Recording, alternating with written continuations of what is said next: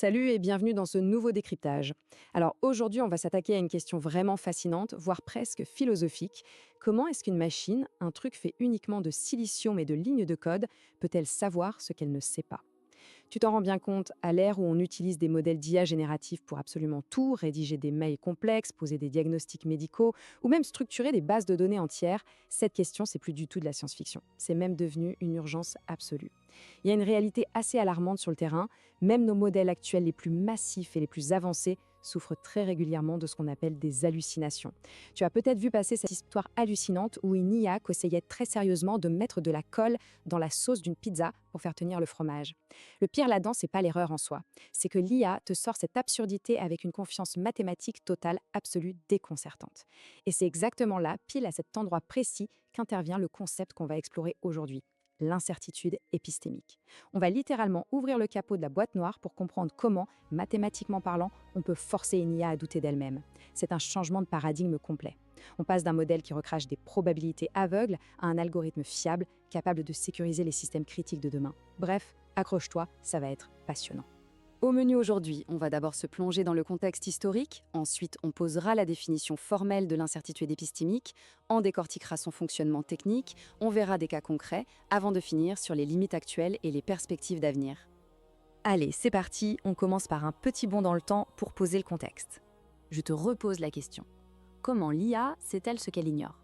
En fait, il faut bien comprendre que pendant des décennies, l'architecture même de nos réseaux de neurones standards souffrait d'un défaut de conception majeur. Ce défaut, c'est l'excès de confiance. Par nature, un modèle de machine learning classique est construit optimisé pour donner une réponse catégorique. Et ça, même s'il n'a jamais, au grand jamais, vu de données similaires pendant son entraînement. Le modèle n'a tout simplement aucun mécanisme interne, aucune fonction native pour lever la main et dire « écoute, là j'en ai aucune idée ». L'incertitude épistémique, c'est le concept qui a été théorisé pour réparer cette faille béante. L'objectif, c'est de donner aux algorithmes la capacité de mesurer l'étendue de leur propre ignorance face à une donnée inédite. Et crois-moi, c'est la seule chose qui sépare aujourd'hui un gadget de labo expérimental d'un outil qu'on peut décemment intégrer dans une voiture autonome ou dans un bloc opératoire. Et tu sais quoi? Cette idée d'intégrer le doute dans le code, elle ne date pas d'hier. Dès 1993, des figures tutélaires de l'IA comme Geoffrey Hinton et Radford Neal se sont appuyées sur les travaux de David Mackay pour poser les bases de ce qu'on appelle les réseaux de neurones bayésiens, les fameux BNNS. Sur le papier, l'idée était sublime. On utilise les lois de probabilité bayésienne pour forcer le réseau à modéliser son incertitude. Sauf qu'il y avait un hic et un gros. Le coût de calcul était juste astronomique, prohibitif. Résultat, la méthode est restée une sorte de curiosité mathématique pendant plus de 20 ans. Mais tout bascule en 2015. Des chercheurs brillants, Yarin Gall et Charles Blundell, sortent des papiers qui font l'effet d'une bombe. Ils démontrent mathématiquement qu'une technique qu'on utilisait déjà tous les jours, le drop-out, pouvait en fait servir d'approximation bayésienne, et ce, pour un coût de calcul quasiment nul. D'un coup, mesurer l'incertitude devenait faisable à l'échelle industrielle.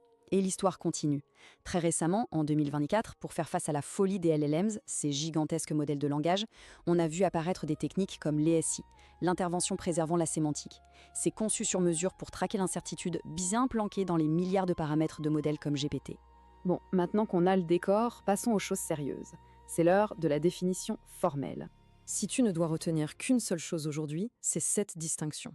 Dans le machine learning, on fait face à deux types d'incertitudes complètement différents. D'un côté, on a l'incertitude aléatoire. Ça, c'est le bruit de fond, le chaos naturel présent dans tes données. C'est une variabilité que tu ne pourras jamais effacer. Imagine que je te demande de prédire le résultat d'un lancer de pièces de monnaie parfaitement équilibré. Tu as 50% de chances de tomber sur pile, 50% sur face. Même si on te file le supercalculateur le plus puissant de la galaxie, tu ne pourras jamais prédire le prochain coup à 100%. C'est du hasard pur. Cette incertitude aléatoire, elle est strictement irréductible. Mais de l'autre côté, on a notre star du jour, l'incertitude épistémique. Le terme vient du grec ancien épistémé, qui veut dire la science ou la connaissance. Et là, c'est totalement différent. Cette incertitude-là, c'est l'ignorance pure et simple de ton modèle à cause d'un manque de données. Reprenons notre pièce de monnaie. Cette fois, je te donne une pièce, mais tu ne sais pas du tout si elle est truquée. Peut-être qu'elle tombe tout le temps sur face, t'en sais rien. Ton incertitude ici, elle ne vient pas juste du lancer, elle vient du fait que tu ignores les propriétés de la pièce. Et la différence fondamentale, elle est là. Si tu lances cette pièce truquée 1000 fois, tu vas finir par apprendre son biais. L'incertitude épistémique, elle est réductible. Plus tu nourris ton modèle avec des données pertinentes, plus tu la fais disparaître. Si on veut traduire ça en langage mathématique, l'incertitude épistémique s'intéresse à l'écart, au gouffre qu'il y a entre ce que ton modèle a laborieusement appris et la réalité absolue.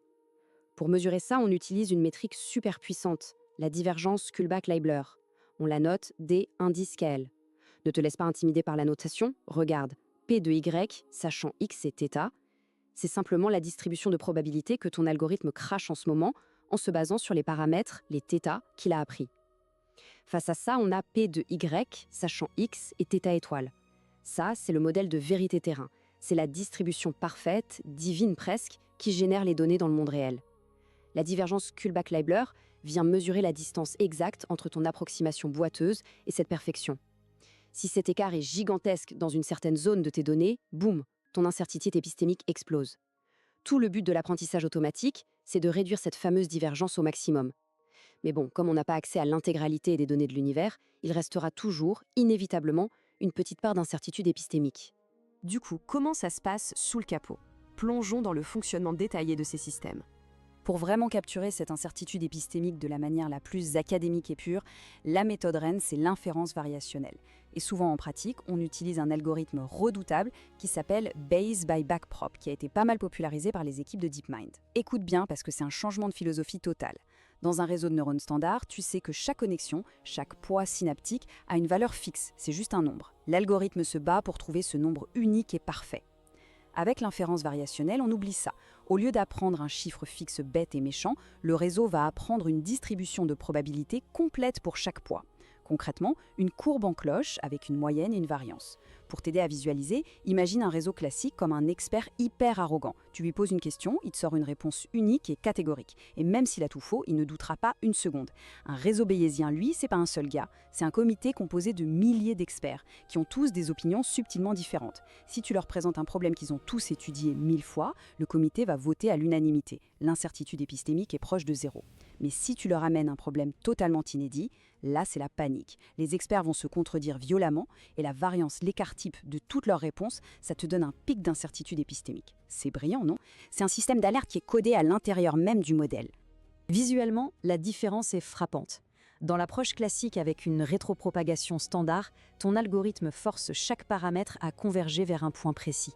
C'est super rapide à calculer, on adore ça pour l'optimisation matérielle, mais ça écrase totalement la nuance de l'incertitude. Par contre, dès que tu passes sur du Bayes by Backprop, tu ne manipules plus des points, mais des nuages de probabilité. Ce que tu obtiens, ce sont des zones ombragées, des intervalles de confiance.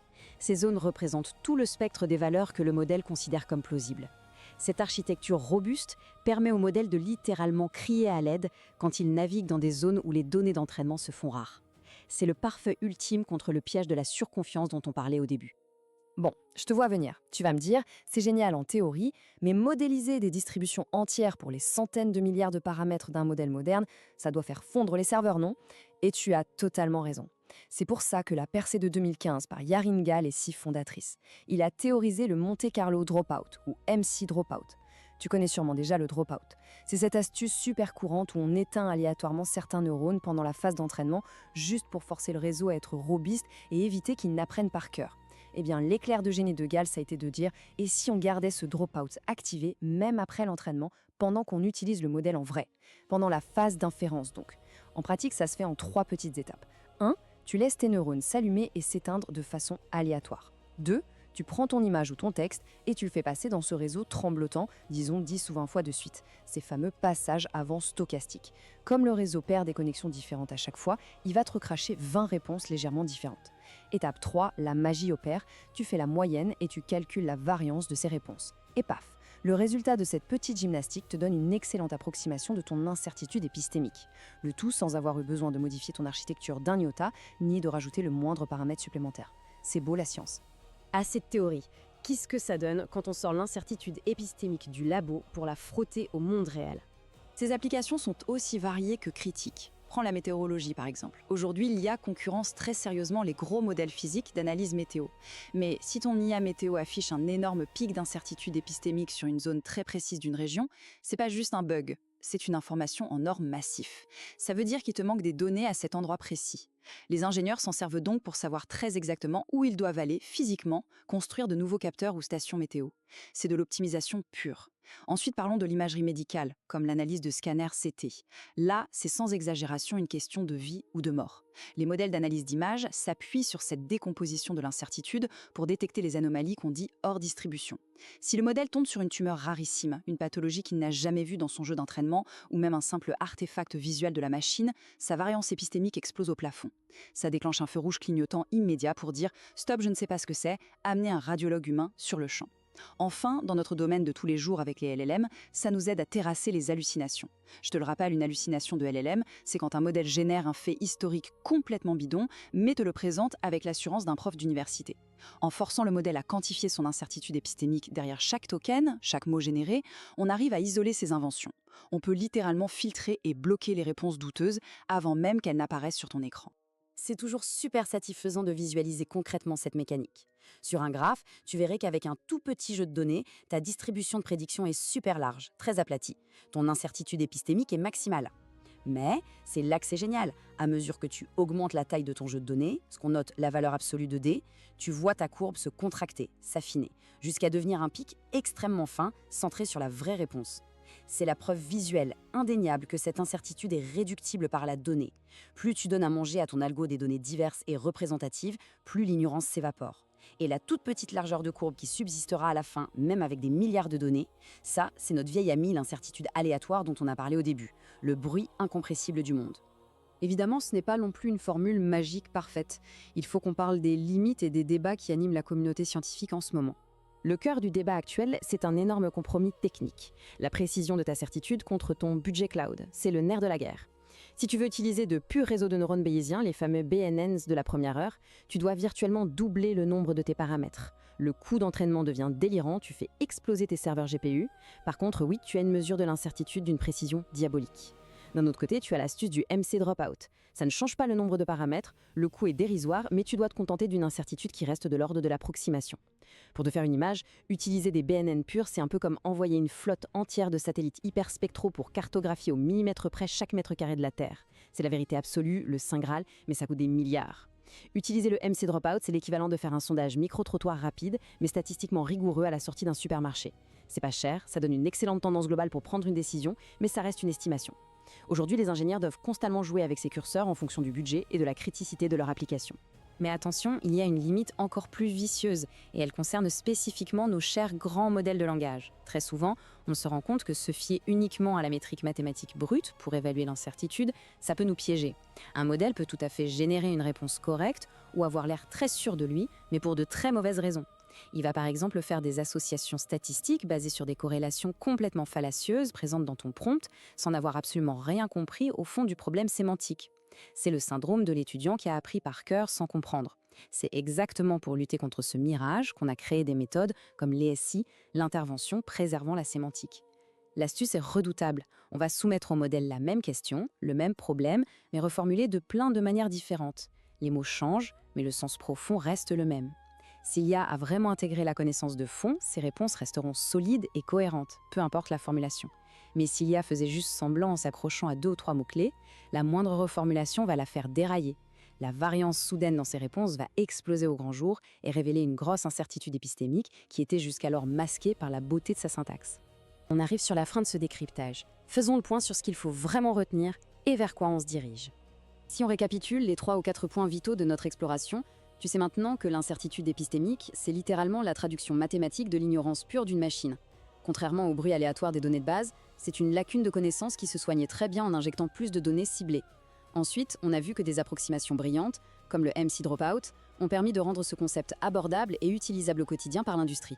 C'est devenu la pierre angulaire pour fiabiliser les systèmes à haut risque et tenter de juguler la crise des hallucinations des LLMs. Ce qui est dingue, c'est les portes que ça ouvre. Ça nous amène droit vers ce qu'on appelle l'apprentissage actif. Tu te rends compte ? On peut désormais concevoir des modèles d'IA qui cartographient en temps réel leurs propres zones d'ignorance et qui vont d'eux-mêmes demander aux humains de leur fournir les données spécifiques qui leur manquent pour progresser. C'est la base absolue d'une IA vraiment autonome et sécurisée. Du coup, je te laisse sur cette ultime réflexion. On le sait, on ne pourra jamais abolir totalement l'incertitude des machines. Le but n'est plus la perfection absolue. La vraie question de notre époque, c'est quelle marge de doute, quelle part d'incertitude sommes-nous structurellement prêts à accepter, à tolérer, en échange de l'efficacité fulgurante de ces IA. Merci beaucoup d'avoir suivi cette plongée au cœur des algorithmes et à très bientôt pour un nouveau décryptage.